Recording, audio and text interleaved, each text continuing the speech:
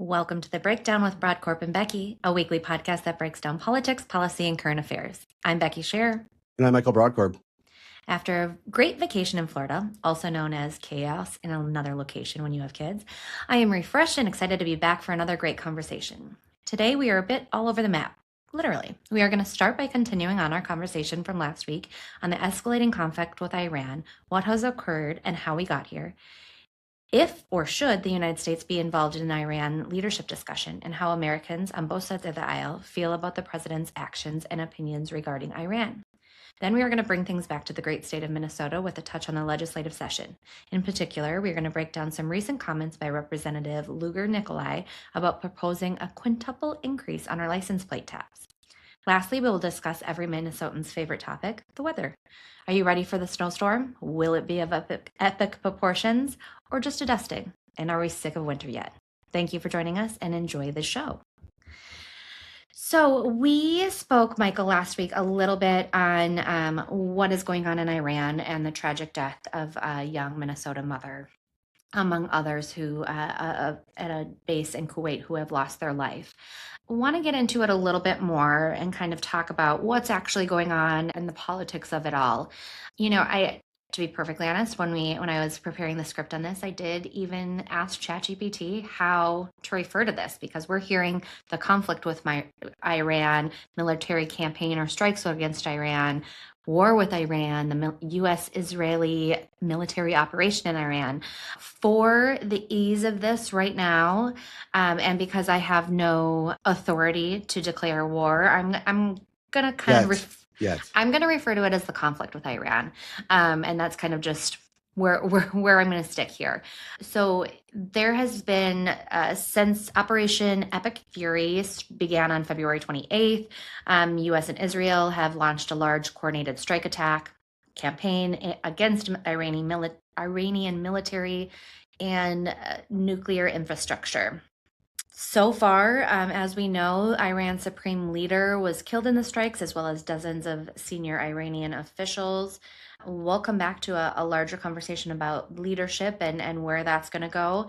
But again, just for a little bit more context, the U.S. has conducted approximately 5,000 U.S. strikes on Iranian targets, including naval vessels, missile sites, and drone facilities. And this is kind of an ongoing joint effort with Israel. Israel is our strongest ally in the region.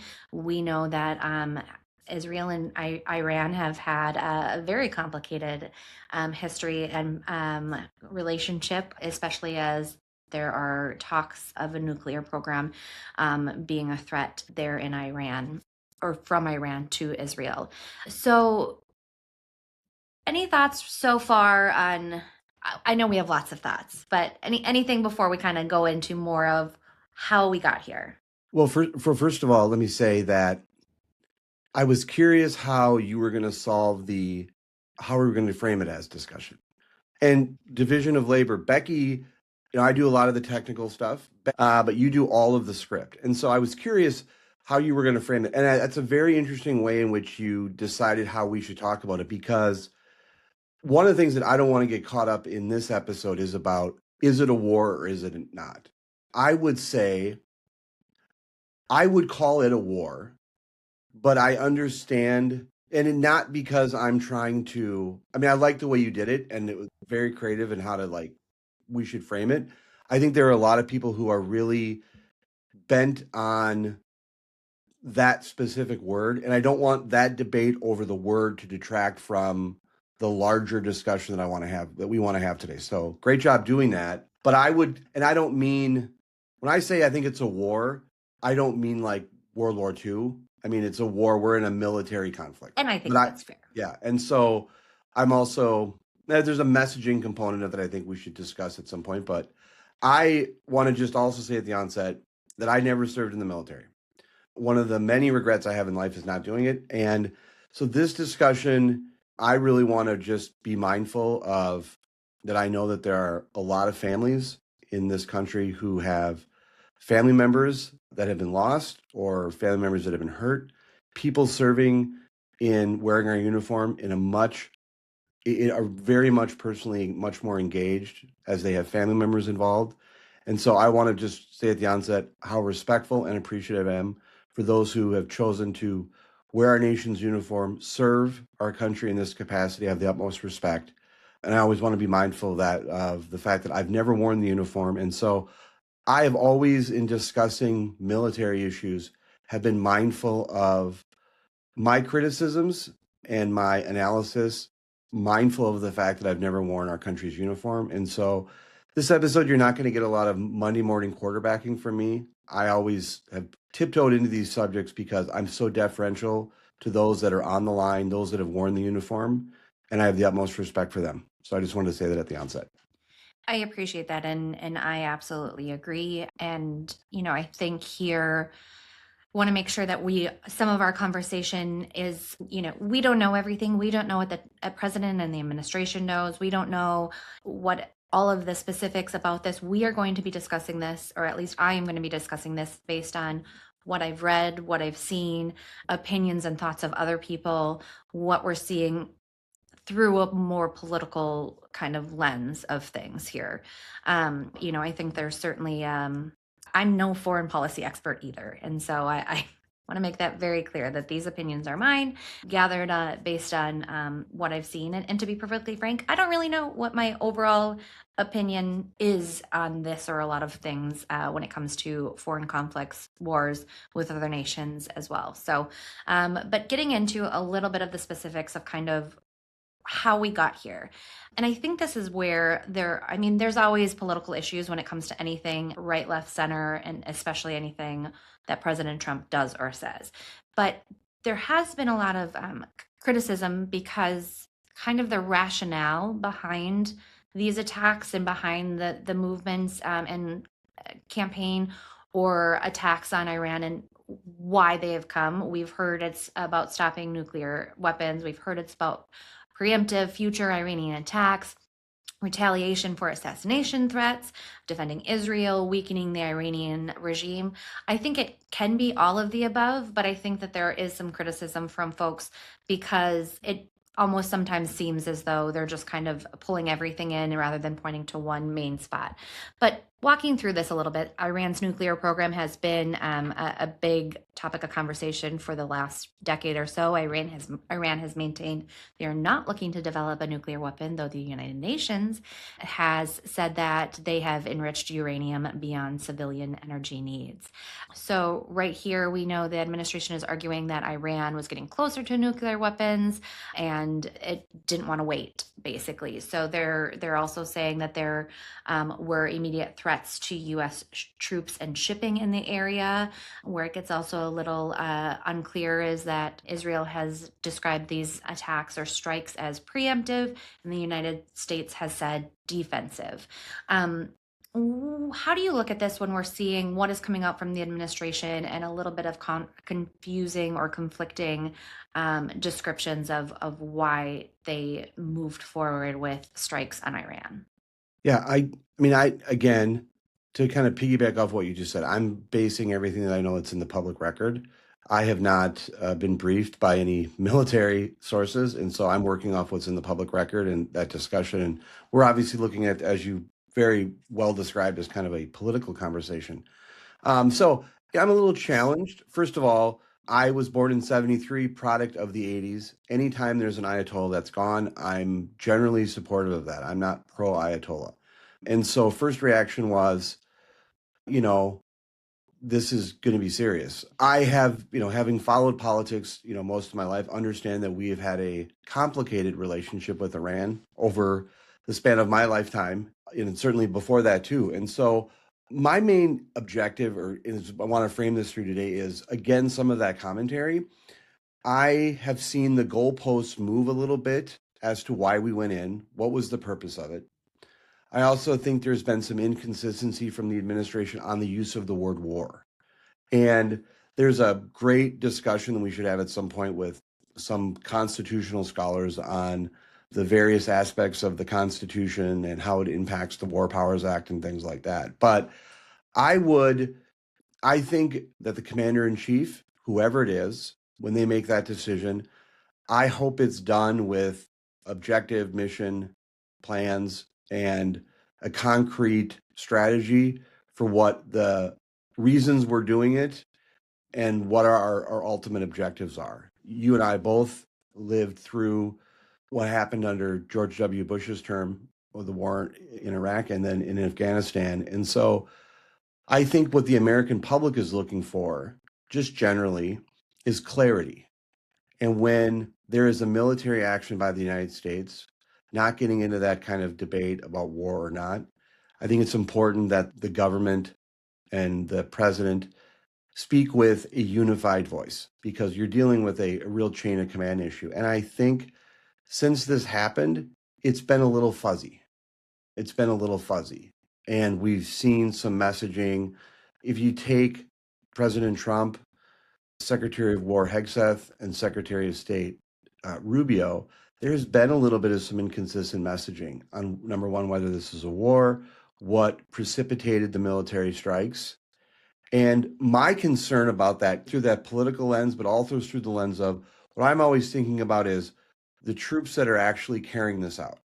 So what I get concerned about is if the messaging is inconsistent and we're getting time spent getting tripped up on the messaging, I have concerns that the overall mission is not as precise as it should be. That's my concern. But yes, I think one of the challenges that I think that this president has is I think he is not good at kind of grabbing the podium, looking into the camera, and staying on message and articulating, we went in for this reason, our missions are our objectives are A, B, and C. Once those are done, we're done. He's addressed the nation on this, but I would have liked to have seen, I think there is a little bit of cleanup in aisle 4 on the messaging of this since it's gone on. And I think we have all these platforms and all these tools and resources to get out a message. I don't think it's a platform. I think it is a message and messenger issue. And so I think where we are today, it's confusing. And I think you and I both follow this very closely. It's confusing. And from a messaging standpoint and what the objectives are, that's where I'm kind of at today. I don't disagree. I think also, that sentiment has been, a large part of this administration as a whole. I think they have a lot of messaging issues. I think they have a lot of issues being cohesive in their messaging across the board. And I don't know that that's because they don't know what that truth is, or if their messengers are just a little too flippant and going out and saying things. I don't know where that breakdown is.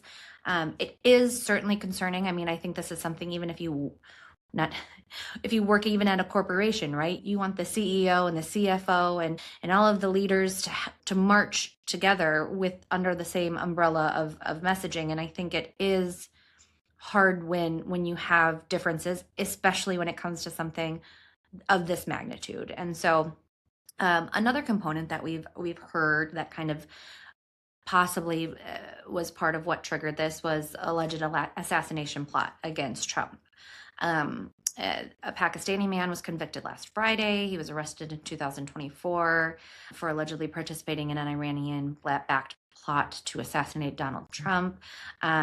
This is supposedly the individual who was coordinating this, was one of the Iranian leaders responsible for coordinating this. Defense Secretary Pete Hegseth said was killed during those strikes, and said Iran tried to kill President Trump and President Trump got the last laugh. And this kind of goes along with some of my issues with messaging. And before this podcast, we shared a recent video that the White House put out that is like we golfing and we sports. And, as they shoot an an arrow from a bow, when it hits the target, it's an Iranian strike. And, when a golfer shoots or hits a putt or, it's a hole in one. It just, the last laugh and making games of this, I'm not at all defending Iranian leaders and what they stand for and the, biggest supporter of terror in the Middle East. I just don't love the whole like making light of it and making it a video game and talking about President Trump got the last laugh when he's killing leaders. It makes me feel icky. And I completely agree with you, and I think it sends a mixed message. But I think we are going to be maybe critical of some of the messaging and kind of the vision that's laid out or what the objectives are. That does not mean by any stretch of the imagination that I don't support the people that have wore uniform, that are people that are serving, or we don't support our military. But we have a right, I think a responsibility as Americans to just look at this, and we all have ideas and perspectives. Whether or not we've worn our uniform or not, I think we still have the right to speak up and ask questions and try to figure this out. And the inconsistent message that I think sometimes happens with this is, and specifically about that video, specifically has always been a tough word for me. Specifically about that video is this. I remember the 2024 election cycle where the Trump campaign, supporters of the Trump campaign and surrogates talked about military actions, endless wars. Tulsi Gabbard, who is the director of national intelligence for the Trump administration, had a t-shirt when she ran for president, "No war in Iran." Donald Trump's campaign in 2024, a lot of the messaging was on not engaging in kind of endless war and kind of overall kind of restrained military engagement. And that's from the president all the way down to his chief surrogates who were saying that. And so I would have thought, based on that kind of rhetoric, that there would be, if there was military action, it would be clearly defined, it would be responsible, restrained, and the case would be made to the American public. I think the concern, the apprehension, I think that a lot of Americans feel, whether they voted for the president or not, is that we don't want another Iraq. We don't want another boots on the ground conflict that we're engaged with, and thousands and thousands and thousands of American lives are lost. And I will say to you, the other reason why I'm kind of a little sensitive about this subject is because one of the things I've discussed with you that I've always had the approach of after elections is I want the president to succeed. I want every elected official to succeed, even if I didn't vote for them, because if they succeed, our country succeeds. And I want our military to succeed. And when the commander in chief makes a decision, I want that mission to succeed because I recognize the constitutional authority that the president has. And so this is not meant in any way to belittle the service of people or anything, but I'm puzzled as to this administration's approach in Iran based on the 2024 election, what they talked about, and where we are today. I didn't have any concerns when there was the limited strikes last summer. We had a podcast in Iran. I didn't have any concerns. Again, I'm a product of the 80s. It's not in my DNA to be an ally of Iran or an Ayatollah. And so it's good. That's always good because I think it's in their DNA to hate the United States.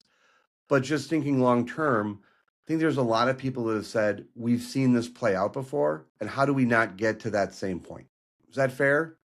absolutely. And I kind of think I'd like to shift our comment or our conversation kind of to that and the political reactions and realities of this, because I think it's been interesting to watch, especially within the Republican camp, the kind of sides and stances on this, because I think we've seen over my, I was born in the 80s and came up, and I have been, seeing a lot of attention from some of those isolationist, more type of Republicans, and that's something that we've certainly seen a lot of conversation with the America First mantra under Trump. And then we have kind of more of those interventionists, and we've seen a lot of that in my time. And so, I think it's just a really interesting conversation, and I'm very curious to get a little bit more of your take. But so we have those two camps. We have the Republicans who support it, because Iran has been considered the largest state sponsor of terrorism. Preventing nuclear weapons is seen as a worthy military risk. They think that this administration is now stepping forward to protect Israel, protect our global oil supply, and again, stopping those nuclear programs. But there is a good amount of criticism coming from the right as well. And some of those, again, America First folks who were championing under President Trump, and some of those policies that he has been touting since he kind of stepped his toes into this, which I'll come back to some 2011 comments that are very interesting. But some of these folks are arguing that the U.S. is getting pulled into another Middle East war. Congress did not authorize it, which is a definite conversation that could be had, that we should remain focused on domestic policies and priorities here, and that this is kind of, again, that split showing the difference between the isolationist and interventionist. And, I think it is a very real split, a very real divide, and something that I think people might feel a little duped by President Trump of how his words versus what he is doing now. I mean, they certainly are saying that this is the most pro-American thing that we could be doing is protecting ourselves. But I think that I screenshotted a quote here that the White House press secretary said of the MAGA divide over war in Iran is that X is not real life, adding that nothing is more America first than taking out terrorists who have maimed or killed our servicemen and women who chant death to America or who pose a threat to the homeland. And I would argue, I agree, X is not real life. I don't think that this is something that just exists on X or Twitter, right? I think that there are a lot of people who have a big concern, right, left, center, with this conflict, with this war, and what is yet to come. No, I would agree with you. And I think, I don't know to what degree it's shown up in polling yet, but just a cursory search of social media shows that there is widespread frustration and disagreement in the Trump, in kind of the MAGA world on this. And it's interesting to watch. I am consistently challenged by the lack of intellectual consistency, not to sound like Henry Kissinger, but the lack of intellectual consistency that is what the MAGA universe is about. And it shows to me how it is not a movement based on anything else other than Trump. It's just another example of that. Because if any other presidential candidate had campaigned on it campaigned the way that he did, or they had, and then this is the way they would be operating in office, this is a massive flip-flop. This is a massive inconsistency. And the political reaction has been very interesting to watch. Yeah, I mean, I've said this a long time ago that I don't think a lot of people who vote for Trump truly understand where Trump stands on things, and especially, or even listen, because if you look at even just the last year or last handful of months, his attacks on the Supreme Court, due process, First Amendment, Second Amendment, are you kidding me? This is the like messiah for the right. It truly is mind-boggling that if anybody else under any other name said some of these things, was trying to take down the Supreme Court for how they voted out, or how they argued against tariffs, and instead of just saying, this is why we have checks and balances. Like, the Supreme Court is the Supreme Court. The Constitution is the Constitution. And it is wild to me that, along with just him totally going against what he says he stood for and believed, is just, it's wild that it doesn't get more flack from the right where it would have if it was Romney or McCain or somebody else. Absolutely fantastic point. Absolutely fantastic point. And one of the things, again, not to engage in ageism, but you were born in the mid 80s. I was born in 73, so I remember the 80s. The 80s were great. And when I saw that clip today, I first of all didn't know. I saw that clip, that post you sent me from the White House social media account. And my first check was, is it the White House social media account? And I said to myself, there's no way Becky would pass it along unless it was official, because she doesn't make those types of mistakes. But it had I remember the 80s. I remember when there were military strikes against Libya. I remember when Reagan, he was strong. And I remember when that happened. And there is I watched that clip a few times. I'm like, if social media had existed during the Reagan years, that would have been something that they would have put out. And I put that up against, I remember what was said during the 2024 race. And so again, I understand the landscape changes. I don't think anyone would have expected there not to be some form of military engagement when Donald Trump is president, not because of him, but just because of the realities of the world and how unstable it is in so many regions. But it's this political discussion, I think, is going to be what continues to be discussed. I mean, and it's obviously a midterm, and everything has political ramifications, and Republicans in Congress are going to have to talk about this and support the president on this or not, and that's going to have ramifications. And so there's obviously Democrat criticism as well. They have criticisms on the civilian casualties, which I do want to comment on the tragedy at the girls' school in Iran, where 165 to 180 people were killed, most of them children, young girls. The investigations, according to reports that I read, and by reports I mean articles that covered the reports, suggest that the strike was likely caused by outdated U.S. intelligence about a nearby Iranian military facility. The school had once been connected to a military compound, but had since become a civilian facility. It is tragic, and the outrage is warranted. When it comes to that, I feel like I can't even talk about it that much because it just like breaks my heart to think of 160 young girls who were killed because of this conflict. And I don't think either of us are peaceniks. I mean, I'm a product of the 80s where there was peace through strength. And I'm a fan of Dick Cheney and George W. Bush. So you probably know where I am on the use of military force that sometimes the United States has to engage in. I will tell you the strike on the school, if it's confirmed that was the United States, that's going to be a serious issue. There's going to have to be some hearings and some discussion about how that happened. Intelligence mistakes happen. But again, there is an argument that this administration needs to be transparent about those types of things and explain why that happened. And we need to think about if that would have been done to us, what would be our reaction? And I think in this day and age, with the amount of information that we have, I don't think it's okay to say, yeah, I support our military. I want the commander in chief to succeed. I want the United States to be strong and be safe. At the same time, to be able to say, yeah, we shouldn't be bombing schools. That's kind of I think that's a very safe lane to be in. Absolutely. I do have a tweet. Caitlin Collins tweeted that a statement that Trump, or a comment when asked, he was pressed about the strike on the school and who was behind it, given that he's the only one in his administration who has said that it was Iran.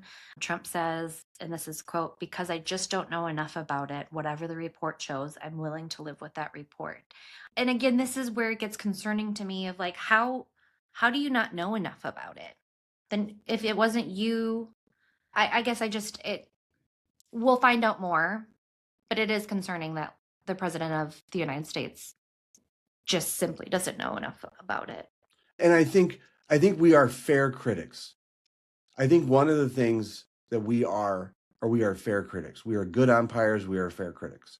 And I look back and I say, if that would have been Biden, if that would have been Obama, if that would have been who was like, we don't like, can you imagine the online bloodlust that would have been for that? And Right. I think we should know that. And that's where my stance on this too is it's not an anti-Trump thing. It's again, I'm with you. I want to support the president. I want to have this nation move forward, be the best that we can be, have, in the next 4 years be better than the last 4 years. It just, yes, this criticism would be whoever is sitting in the chair and making those comments and making those decisions. It just at this point happens to be President Trump, who also has had some big comments surrounding this back in 2011 when Barack Obama was president. Back then, he said, and this is a quote, this is on video, you can find it. Just Donald Trump said of President Barack Obama, said, "Our president will start a war with Iran because he has absolutely no ability to negotiate." He then tweeted, quote, "In order to get elected, Barack Obama will start a war with Iran." So very much was against Obama for how he was dealing with Iran, and it seems very ironic about this. Supporters say it's because Iran, again, allegedly started this conflict. I think that's where there's a little bit of what came first, the chicken or the egg, when it comes to this conflict, unfortunately. And again, this is part of the issues that some of the Democratic criticism and criticism from the right as well is the lack of transparency surrounding all of this. Why we don't know, why wasn't there congressional authority? And again, what is the end game? Correct. And push back if you think I'm wrong. But there is, I don't think any administration, I don't think any presidential administration since the War Powers Act was passed has viewed it as constitutional. There has been a role that the presidents have done in not ceding their authority under the Constitution as the commander in chief, but there have been situations where presidents have sought approval, joint resolutions, gotten buy-in from Congress. Not consistently, but they have in some situations. I think the least likely president of my time to seek to work around the Wars Powers Act is not surprisingly President Trump, because I think he's not one to ask for approval, permission, and he's not necessarily a consensus builder. He's just very strong himself in accepting his authority. And so I think it would have been better for him to, as it would be to have buy-in from congressional leadership, partners, coalition building. But again, I simultaneously recognize that the president is unique than any other person in the bureaucracy of government, he has ceded the authority as commander in chief. But these are the opportunities where I think it's important to recognize that there are shared, not roles, but that members of Congress and the American public, just as we're doing here, Becky. I mean, I think we have a role as Americans. Number one, we're taxpayers, we're patriots. We want our country to succeed. We have a platform. We want to discuss this. We want to inform our audience and bring up issues and engage in a thoughtful discussion about this, independent of our congressional authority, just granted to us under the First Amendment. But Congress has a role in this. And I would say I don't want to do anything to diminish. I don't want to create a process by which the president of the United States, whoever that is, he or she at some point, whoever that is, has the authority to make that decision.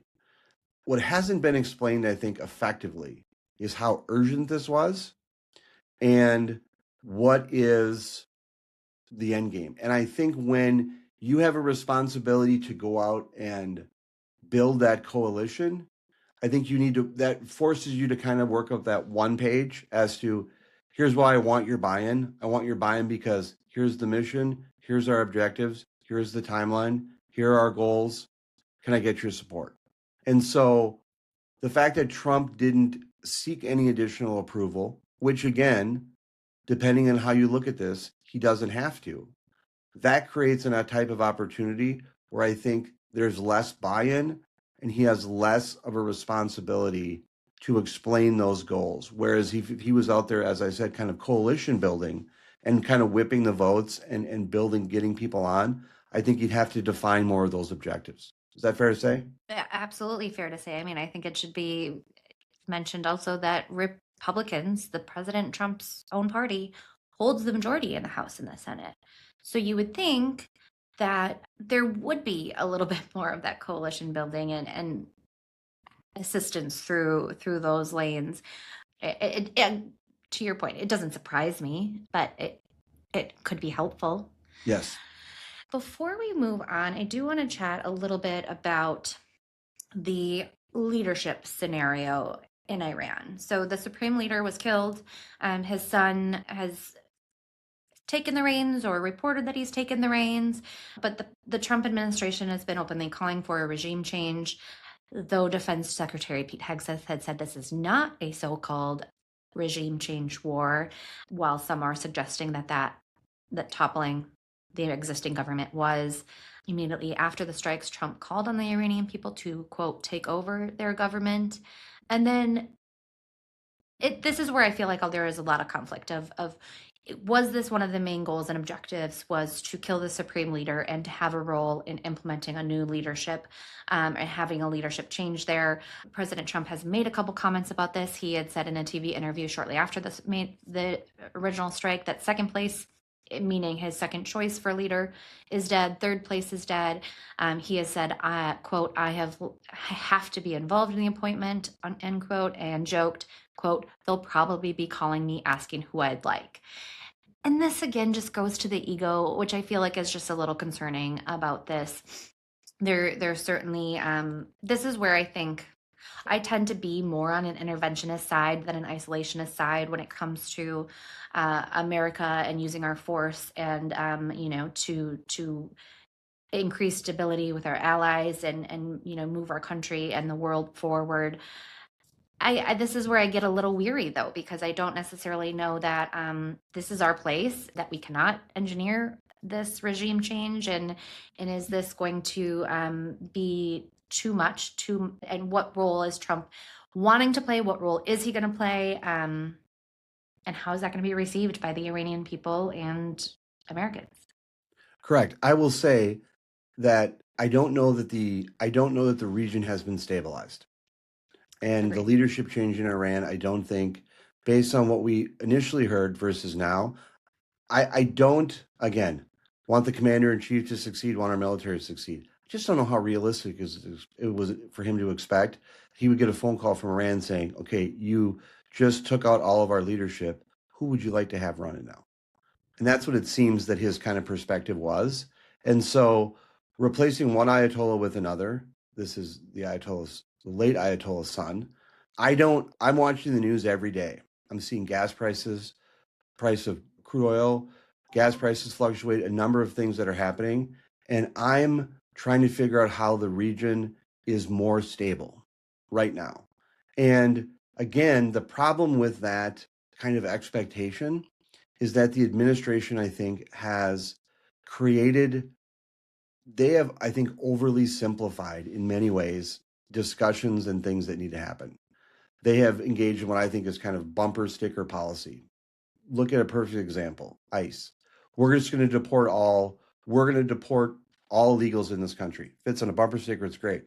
But you and I, in discussing that during the 2024 race and after he was elected, we're like, there's some process things that are going to make that difficult. And look at what we just saw unfold in Minnesota. This is not an administration right now that I think can walk and chew gum, respectfully. And so after what I think a lot of Minnesotans just saw unfold in this state, I don't know that the administration let me rephrase that. I hope the administration is capable of having a clear, defined mission, strategy, and end game and goals in Iran, and ultimately this is stabilized. Right now, as we're recording this, and we'll continue to have these conversations, I think we should. I would love to really have you put your nerd hat on. I would love to have a discussion about the Wars Powers Act, get some people to discuss some of these things and other facets of this. But right now, I don't see how that's stabilized. Wasn't stabilized before, clearly, but I'm always looking to see how is it better. We have oil shortages, gas fluctuating. I don't consider myself to be a super genius, but I guess I would throw it back to you and say, when gas prices are fluctuating the way they are, will that be good for congressional Republicans? I don't think so. Nope. And so I would just say, I guess my kind of last comment on this is, are we better off 3 weeks ago than we are today? I mean, are we better off today than we were 3 weeks ago? And again, product of the 80s, I understand the threat that Iran poses and Ayatollahs have posed to the United States. It's in their DNA. We are the great Satan to them. Death to America. I've seen Argo. I've watched the documentaries. I know, again, I'm a product of the 80s and the Cold War. So I get it. But I'm just trying to figure out in my head, looking at gas prices, watching the news, and also not seeing the president kind of grab that podium by both sides, look in the eyes and say, this is what we're doing. Are we better off? And I think that's what it comes down to for me. If I'm remaining consistent with how I kind of started in with a political mindset back in 2004, 2008, as I was going through college, and we're seeing President George W. Bush and his movements in the Middle East and Iraq. I want to my underlying thought of a lot of things when it comes to government is I want to have faith that our president, that our administration, that our leaders have more information than we do and are making the best and appropriate decisions with that information. That's what I said when it was going into the Middle East, and that's what I would like to think here. I think that it comes down to how it's being conveyed, how we are being told, the inconsistencies with what we're being told is happening, why it's happening, what the end game is. Are we going to stay there? Is it going to be boots on the ground? I know some of these things might not be known yet, but I think what should be known yet is the president and his administration saying, we are helping facilitate a fair and free election, or we are handpicking who we think that next leader should be, and how that's going to impact the people of Iran, the future of the Middle East, and our involvement there. And I just think that there are more questions than answers. And while, I know that we should not be told everything, because if we're told everything, our enemies are told everything. But I think there needs to be a little bit more consistency, a little bit more transparency, and especially when there are fears about our nation, about our troops, about potential drafts or whatever may come. I think that there are real concerns. And I think the president and his administration owe it to the American people to calm some of those concerns sooner than later. Very well said. Before we move on, I just want to note we're going to put a link in this podcast episode to a GoFundMe that's dedicated to supporting the family of Sergeant First Class Nicole Amor from White Bear Lake, who was killed in a strike in Kuwait in the early days of this military conflict with Iran. We're going to continue to do that and promote that GoFundMe link when we have discussions on this. I hope people would consider donating. And my thoughts and prayers are continue with her family and all the American families that have service members serving in the military. And just once again, God bless America. Thank you for that. I very much support it, and I think it is a great addition to this and future episodes. I always struggle with transitions out of heavy topics like that, but we are going to have a transition, and we're going to come back to a little bit more of a political angle here in Minnesota, talking about license registration fee increases, proposals, comments going on at the Capitol. There was a committee hearing this week where Representative Luger-Nikolai, who is a Democrat from St. Paul, had a bill up that would eliminate the need to display tabs on license plates, saying it creates a significant savings for the state by eliminating the need to produce and ship all the stickers. Goes on and on. Not really my point of where I want to go with this, but instead it's a comment that was made with this.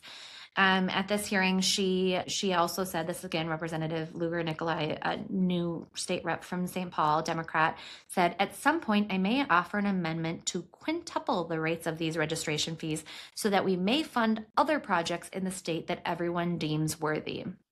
Now, there's a lot of different things I want to say about this. First of all, quintuple is 5 times increase, not Thank just you for increase. including that. Yeah, thank you for including that definition. Thank you. Quintuple, 5. This is not just an increase. This is an increase. And it clearly, we have some spending issues if this is what we need to do. Republicans, before we get into the actual debate about this, I just want to plug that Republicans, Senator John Jasinski has efforts that he's pushing to actually undo the 2023 license tab fee increase, and increased a 0.5% in 2023 under their largest tax increase in state history, where they increased taxes and revenue $10 billion. And this is basically jointly where the legislature dramatically slowed the rate of depreciation. So basically, they're saying the result of that is that after 3 years, a new vehicle will only depreciate 10% under this new comments or legislation, even though in reality it's probably gone down by 40%. So we're spending higher taxes and keeping vehicle value artificially high. That's an issue that Republicans are seeing. So not only is not likely moving forward at this time. That's just where the Senate Republicans are moving. Also, but probably not moving forward is a 5 times increase. But Democrats potentially pitching that, wanting that, I think is something of conversation. So I want to start by asking you your take on the taxes versus fee debate, because this is one of my favorite things when it comes to messaging around the Capitol. Becky, as a loyalist of former Governor Tim Pawlenty, a fee is a fee, a tax is a tax. So if it's in statute as a fee, it's a fee. And damn you if you're going to try to say that a fee is a tax. Weird. I disagree. A Yeah. fee is a tax. I mean, I think that this is. How dare you? How dare you, ma'am? Understand. Yes, I think a fee is just a nice little way for Democrats to have costs that don't get the debate, that don't get the coverage, that are able to be increased, and are taxes. They're hidden taxes that we still have to pay them. We still have to pay them. They license tab fees increase by 0.5%. They go up. It's a tax. It hits middle and low income individuals, hardworking Minnesota families. It's not good.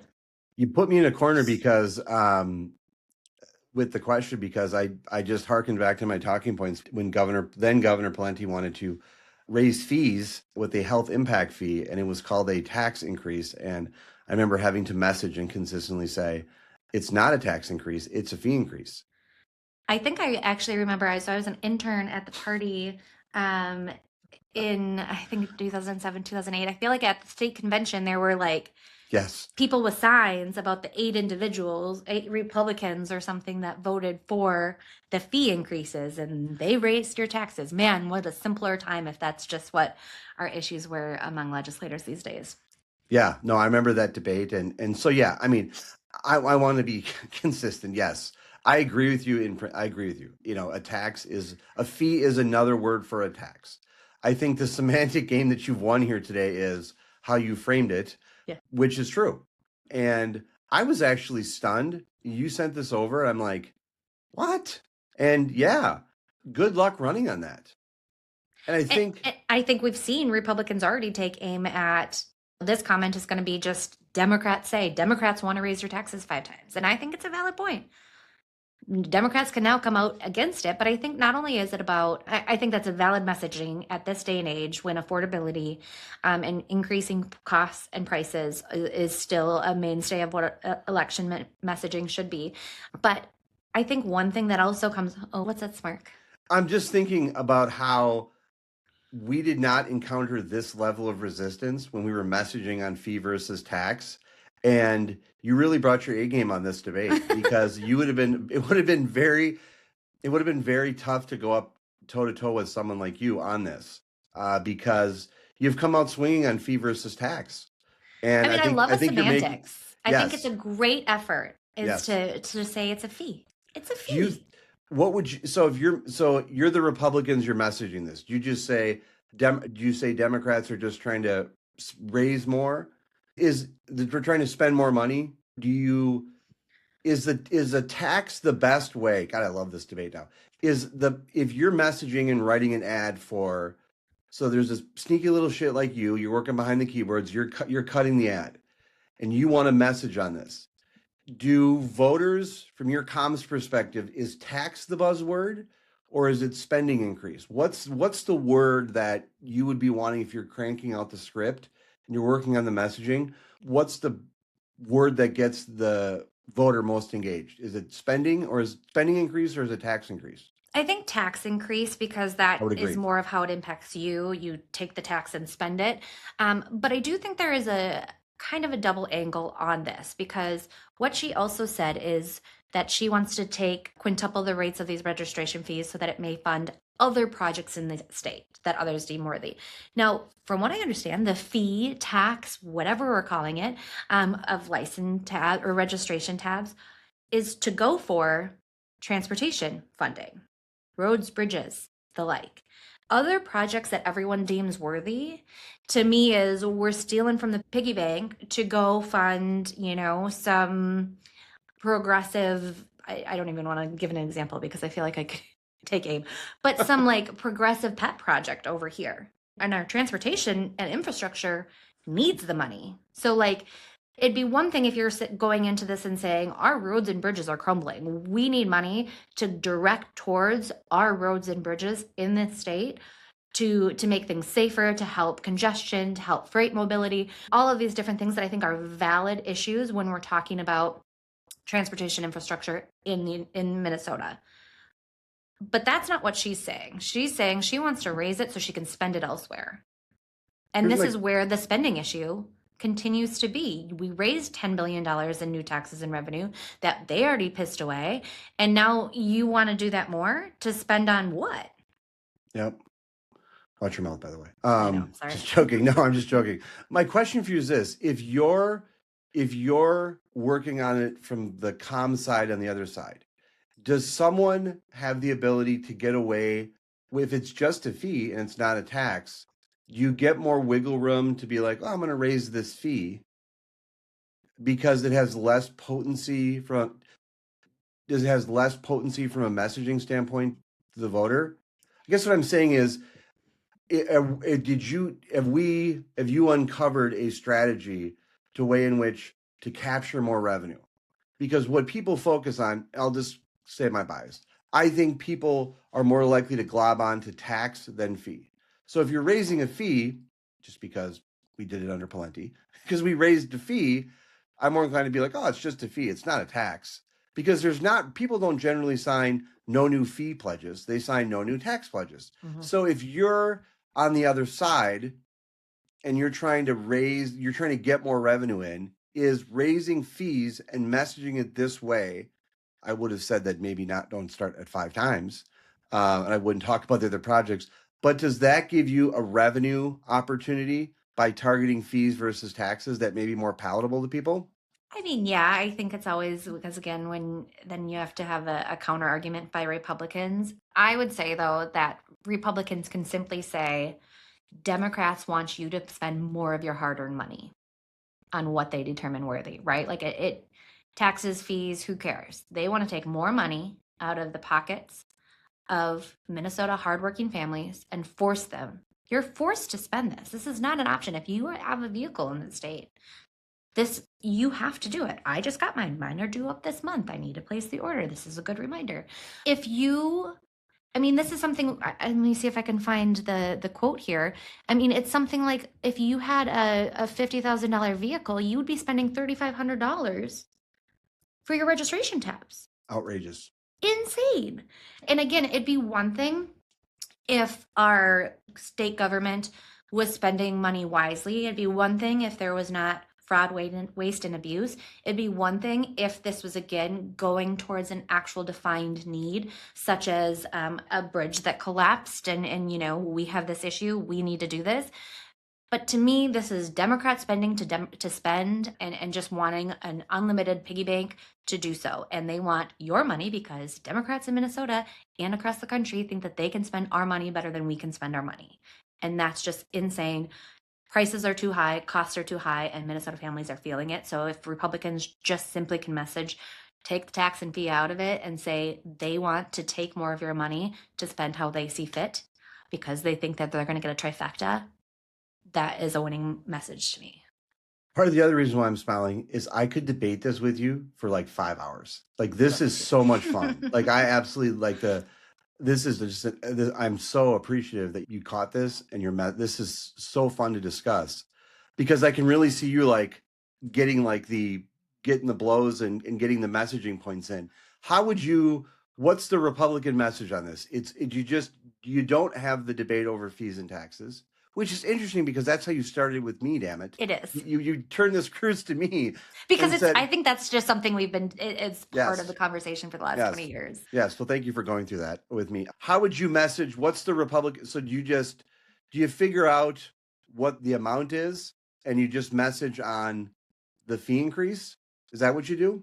But call it a spending increase? Because I don't think it's going to be just this. I mean, I think that this is something that, if you're having an overarching kind of conversation, if we want to get back to some of those fiscal conservatives or just those moderate independent Minnesotans, and we're talking about jointly affordability and taxes and spending, we can kind of lump so much of this together. And this is again a little rose-colored glasses, Pollyannish way of looking and simplifying things, I'm aware.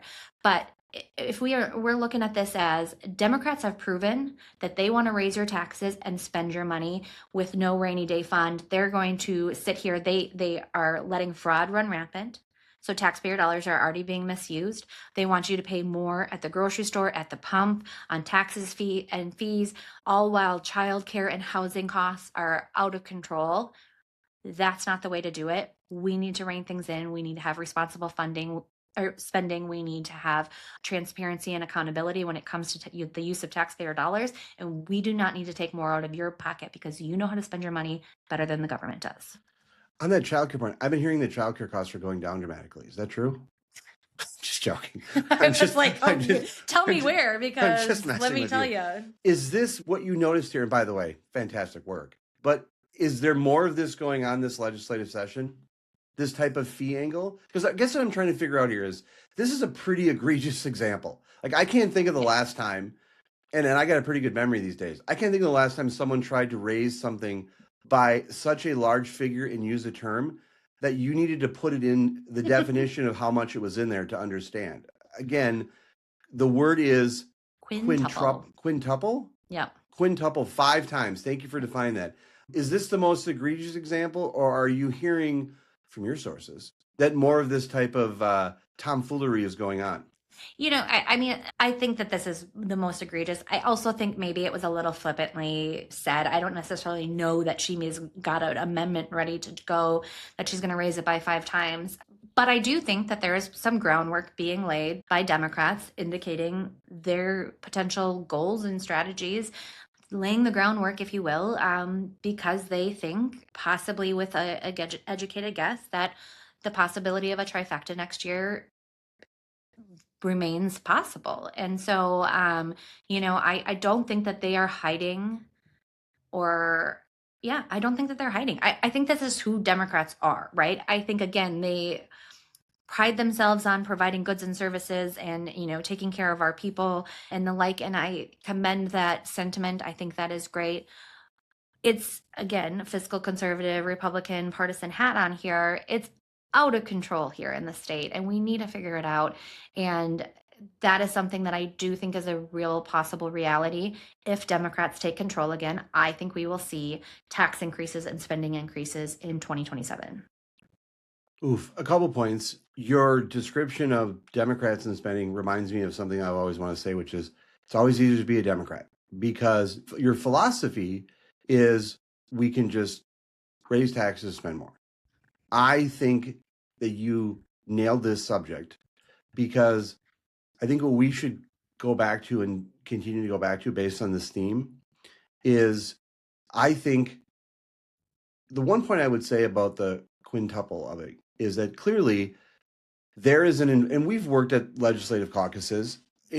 I don't think there are probably Republicans, if they had a magic wand, they'd want to restructure things in a whole variety of ways. Flat taxes, other types of ways in which to, reconfigure government spending and government funding. But it's clear that this was something that was able to offer this up, say this type of stuff. Clearly, there is an environment inside amongst some legislative Democrats that it is business as usual right now.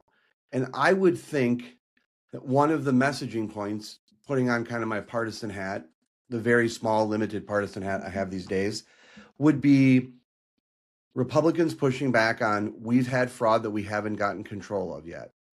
maybe now is not the time for spending increases.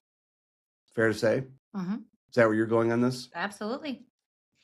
I'm excited to have more conversations on this going forward. I have been, we've seen a lot, or I've seen a lot on social media from Republican legislators hitting on this, commenting on this. I do think it's something that they'll continue to push on. I have to imagine that this Democrat maybe got her hand slapped a little bit for those comments, because whether you think them or believe them or want them, it's tough to see it in video. Just to go back to this script construction, which I've been very complimentary of you for constructing these scripts. You set me up there then, because you wanted to ask me about the spending versus fee, knowing damn full well. Thanks. Great job. Sometimes I gotta do That's what I right. gotta do. And now last comment is just because it's fun. And nothing brings Minnesotans together more than complaining about taxes than complaining about the weather. One of my favorite topics of all times. When I lived in DC, people are always like, you Minnesotans truly talk about weather all the time. And it's like, do you understand though? It's because last weekend was 65 degrees and sunny. And now we could get anywhere from 1 to 18 inches of snow like Yes. in 7 days is insane. So we had our classic fake spring. I was not here to enjoy it. Again, I was in Florida. And Ooh, this week, I know it was brutal, tough being I you. gotta say. But late Thursday night into Friday morning, oh, we can bypass that because we're gonna release this on Friday. Saturday afternoon is when snow is going to be reported to develop and intensify. Heaviest snowfall expected Sunday. Wind gusts up to 60 mile an hour. So regardless of whether we get a dusting or tons, they're saying that visibility and driving is going to be pretty tough.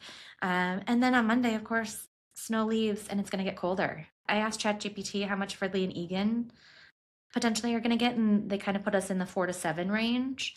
I'm over snow. I'm sick of snow. I told my son I was sick of snow, and he said, well, then don't eat it, Mom, Oh, because we're working jeez. with him on not eating it and how it's icky. Yes. So it's just So a go to really great Costco resource. today. Make your Costco runs now. Yes, do that. Um, Yeah, go for it. what's the shoveling situation at your house? Oh, Snowblower? yeah, we have a snowblower, and and shovel. This is kind of like one of my passenger princess type of things. That's my husband handles that. I sometimes assist with the front walk, mainly because I have Amazon deliveries more often than him, and so usually that's my participation in that. But got a great new snowblower this year. It's been working well, Wow. Must be and nice. so yep, we're doing that, and then. Hopefully if it's temperatures stay okay and once the wind dies down, as much as I'm sick of snow, I could get one more playtime in the snow with the kids. Would not be too upset about that. I love the excitement and the anticipation. So Minnesota, I would completely agree with you. Minnesota loves talking about the weather, and it's the anticipation of it now that is so fun. It just builds enthusiasm. My kids have asked if school will be canceled next week. Early on in my parenting with them, I was overly generous in saying that school would be canceled, and there was a few heartbroken. I'm the internal optimist, so I think it's going to be, but they're already hoping that school's canceled next week. I'm a big blow the snow, clear it off. I will use this subject to just take a shot at one of my neighbors. I won't mention them by name, but I have some neighbors across the street who the area dad's position is that they don't shovel the snow in late March, April, because it's just going to go away soon. And it drives me crazy because, but we'll see. This might be a plowable, snowable amount. It appears that way. And a couple of fun facts before we leave. Of March is course. actually one of the snowiest months in Minnesota. It averages about 10 inches of snow in March in the Twin Cities. And Minnesota's record March storms have dumped 20 plus inches of snow. Wild. I hope we get hammered. It'd be great. Everyone's safe at home. Great job this week, Becky. Great episode. Really great to see you nerd out on fees versus taxes. That was a really great debate. Really appreciate you doing that. I want to thank all of our listeners for joining us in this episode of The Breakdown with Brodkorb and Becky. Before you go, show some love for your favorite podcast by leaving us a review on Apple Podcasts or on the platform where you listen. You can also follow us on our website and across all social media platforms at BBBreakPod. The Breakdown with Brodkorb and Becky will be back next week. Stay safe. God bless America. Thank you so much for joining us. Bye bye.